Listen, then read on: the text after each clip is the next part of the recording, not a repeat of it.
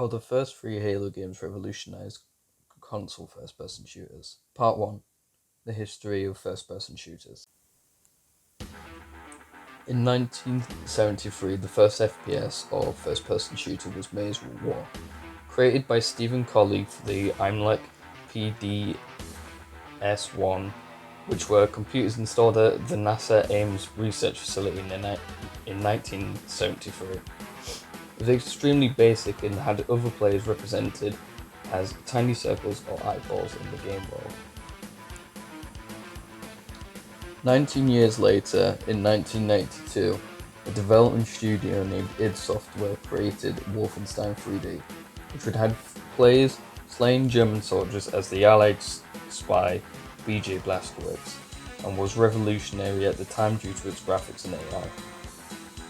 A year later, in 1993, id created Doom, which really popularized the FPS genre because the game not only had an iconic soundtrack which is referenced today, it also had AI which would interact with each other, which was not seen in any FPS game at the time.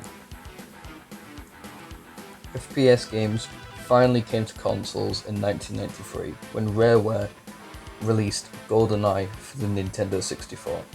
Even though the game had impressive graphics and the James Bond name to back it up, the game didn't fit well with the console it was on, due to the controller being designed for platformers and racing games and not first-person shooters. Part 2. A brief history of Bungie. Bungie is a video game developer located in Bellevue, Washington, and was founded by Alex Seropian and Jason Jones.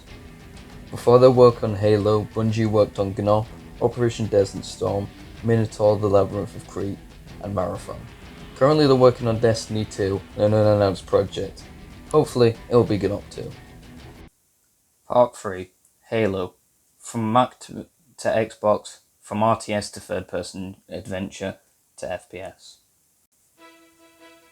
While Bungie were developing Halo Combat Evolved, the original idea was to be an RTS, or real-time strategy game. However, later on it became a third-person adventure game, but eventually the game changed genre again and Bungie settled on Halo CE being a first-person shooter. Halo CE was revealed at Macworld 1999 by Steve Jobs. Yes, that's Steve Jobs, and was slated to be a Mac exclusive title. However, Microsoft swooped in and recruited Bungie to create Halo for their new console, the Xbox. Even though the game wasn't made for the Xbox, this didn't stop it from coming to PC and Mac in the form of a port by Gearbox Studios, who would later go on to create the Borderlands games. Part 4. Halo Combat Evolved. Halo Combat Evolved was released on November 15, 2001 on the Xbox, and it changed console first-person shooters forever, with its great control stick scheme, which used 2 sticks instead of 1, used in GoldenEye, an amazing soundtrack by Marty O'Donnell and Michael Salvatore, fun characters with great voice acting, but one thing made it unique from every first-person shooter before and after it, and that was the game's protagonist, the Master Chief. Part 5. The Three Musketeers. Master Chief plus Cortana plus you. In the Halo universe, the Master Chief was one of the last Spartan 2 super soldiers, which made him feel unique, which in turn made the player feel unique, because you never run into another Spartan in the game, emphasizing the importance of the player. Master Chief also doesn't speak when you have control of him. Bungie did this to immerse the player in the game world. However, because Chief doesn't speak often, Bungie realized they still would need to convey important story details without breaking Chief's character. So to combat this problem, they created Cortana, a character which is an AI in Chief's helmet who feeds him info on whatever situation they may end up in. With this setup, Bungie is able to feed the player info without breaking the immersion by making Chief speak.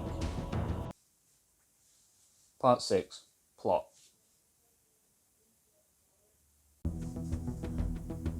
Halo Combat Evolved's plot begins when Master Chief and Cortana escape the Fall of Reach in a cruiser known as the Pillar of Autumn, but when an alien race known as the Covenant find them, Master Chief is tasked by his captain to safeguard an AI known as Cortana, as she has vital information to the Covenant, such as the location of Earth, which results in the two escaping the ship and landing on the Halo, a mysterious ring well created by the ancient Forerunners.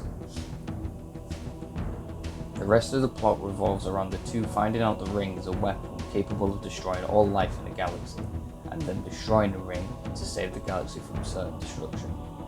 Although the plot is straightforward and simple, unlike later titles, this was revolutionary at the time for an FPS game to have a campaign with voiced characters, because not many FPS games, especially console FPS games at the time, had them.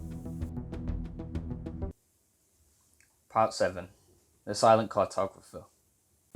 The Silent Cartographer is the fourth mission in Halo series campaign, and it is truly a unique experience because it takes place on a small island which is believed to be where Halo's map room, the Silent Cartographer, is located. The mission is much more open than the rest of the missions in the game due to its unique location, which is filled with vehicles, weapons, and points of interest which encourage you to not only follow the objective but also to explore the island further. Because of the unique layout of this map, every time you play through it, the encounters will be different and your experience will be different. Part 8. Yes, you can play in the sandbox. Vehicles.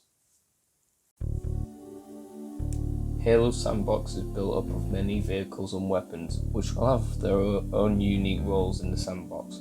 First, the vehicles. Warthogs are fast-moving vehicles with a turret, which can hold 3 people and a driver, a turret operator, and a passenger. Scorpions are slow-moving tanks with a cannon which fire explosive rounds, which are perfect for getting rid of ghosts, banshees, and other vehicles. They can also be used as transport with 4 seats, a turret, and a driver's seat. However, they are quite slow, so walking is probably a better idea if the driver's seat and the turret are taken. Ghosts are fast-moving vehicles which have an automatic laser cannon. However, it is very weak due to how fast the vehicle can move. But the driver must be careful because the vehicle may be fast, however it can be hijacked by other players if the driver is too slow. Wraiths are fast-moving tanks similar to the Scorpions. However, to compensate for them being faster, they fire a slow-moving plasma ball which is effective at taking out infantry, but not fast-moving vehicles such as ghosts or warthogs. Banshees are the only aircraft in Halo Combat Evolved which gives it an automatic advantage over every vehicle in the game. To compensate for this, Bungie made it 2 weapons, a fuel rod cannon and a plasma turret. Weak against vehicles, but very strong against infantry. Part 9. Yes, you can play in the sandbox. Weapons.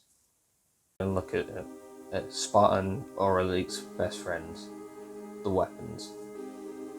The assault rifle is the weapon that covers all ground but doesn't do all of them particularly well.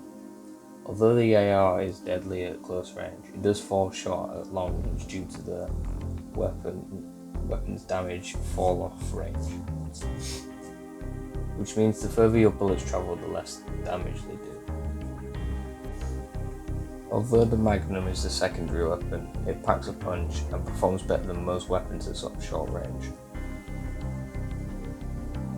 Shotguns are close quarter weapons that are deadly due to the spread of the bullets, meaning that you don't need to perfect your aim to take a chunk out of the enemy's health.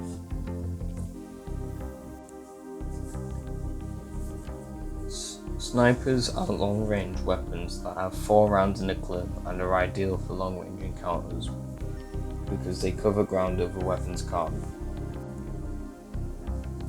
Rocket launchers are anti-vehicle weapons that have a large damage radius, however they only have 2 rockets per clip. Plasma pistols are weak energy weapons that don't need to be reloaded, however they do need to cool down after a while. Plasma rifles are the energy equivalent to the assault rifle, and they have a cooldown and don't fire as fast. Needlers are small arms that fire spikes, which explode on contact. Part 10. Multiplayer built for LAN parties.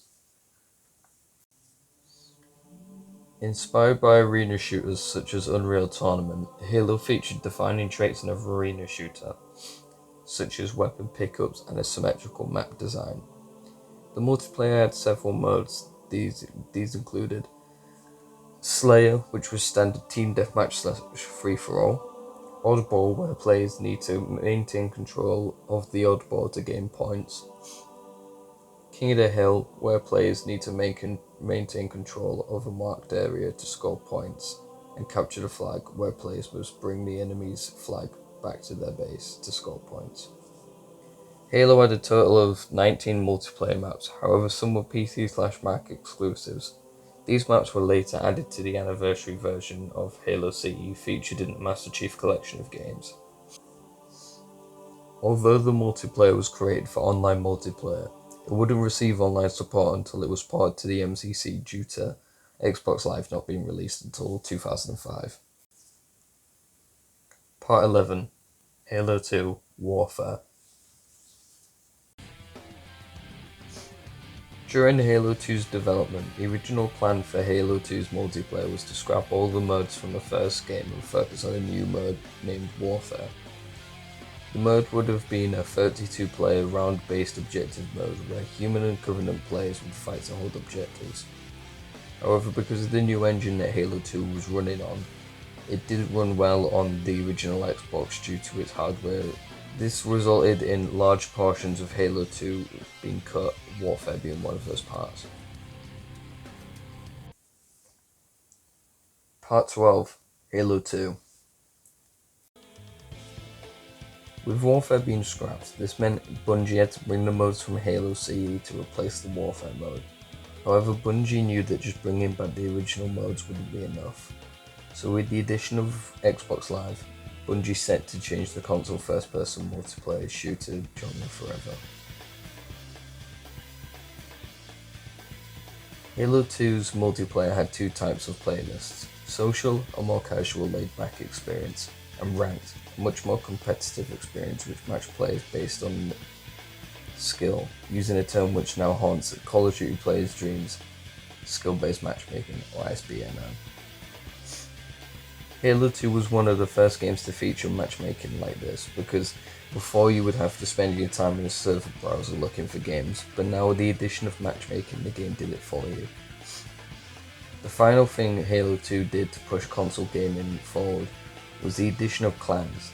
Essentially, clans were 100 players could form a group and assign roles such as overlords, who were the leaders, staff, who were the admins, and members and PMs, who were new recruits.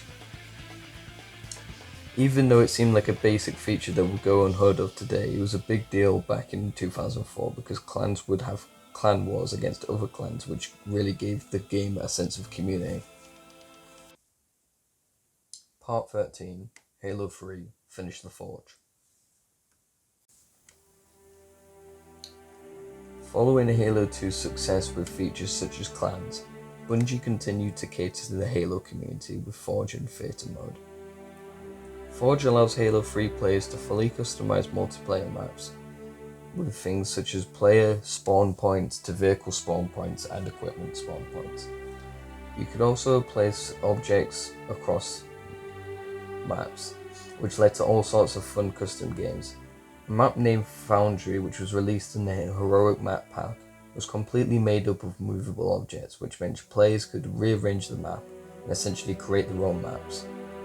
Halo 3 also had a theater mode, which allowed you to record your gameplay and watch it at different angles, which was great for montages but was also great for making short films, which resulted in a YouTube series such as Red vs. Blue becoming popular.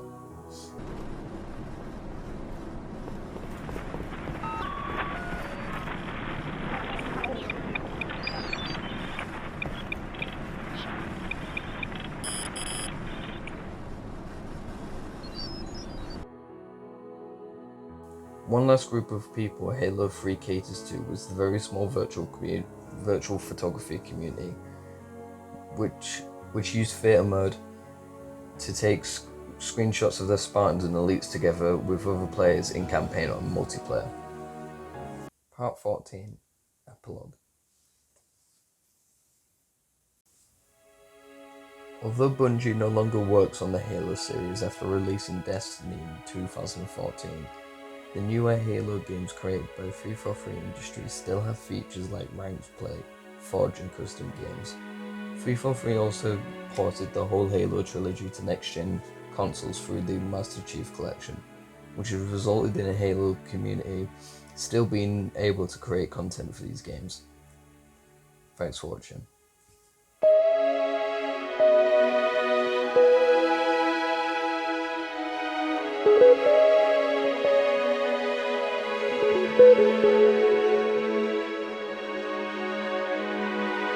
Thank you.